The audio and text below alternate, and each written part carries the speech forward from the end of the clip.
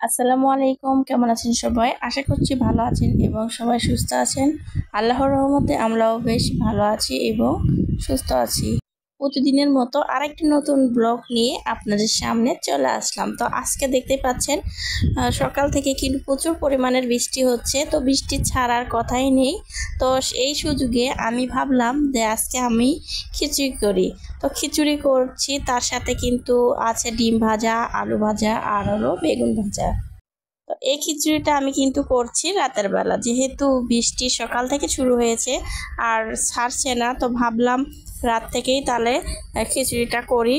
তো আমাদের মতো কে কে বৃষ্টির দিনে খিচুড়ি খেতে ভালোবাসেন অবশ্যই কমেন্ট সেকশনে গিয়ে জানাবেন। আমি কিন্তু খিচুড়ি লাভার, আমার কিন্তু খিচুড়ি খুবই পছন্দ। বৃষ্টিও পড়ছে, সবার জন্যই ভাবলাম খিচুড়ি করি।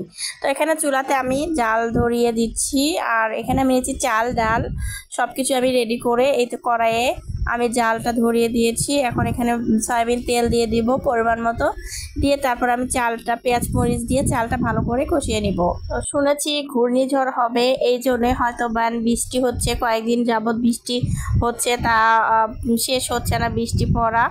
তো এখানে আমি খিচুড়িটা ভালো মতো পেঁয়াজ মরিচটা কষিয়ে নিচ্ছি। এখানে আমি চাল দিয়েছি, চালটা দিয়ে ভালো করে আবারও কষিয়ে নিচ্ছি। নিয়ে তারপরে আমি এখানে ফুটন্ত গরম পানি দিয়ে দেব।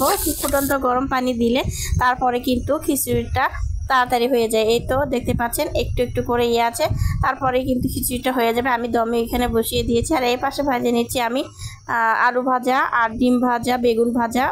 তো দেখতে পাচ্ছেন মাশাআল্লাহ করে খিচুড়িটা কিন্তু খুবই সুন্দর হয়েছে আর ঝরঝরে হয়েছে। আর এই পাশ দিয়ে আমি ডিম ভাজাটা ভেজে নিয়েছি, তারপরে আমরা চলে গিয়েছি খেতে। এই তো মাশাআল্লাহ খাবারটা অনেক সুন্দর হয়েছে আর মজা হয়েছে, সবাই মিলে একসাথে খাচ্ছি।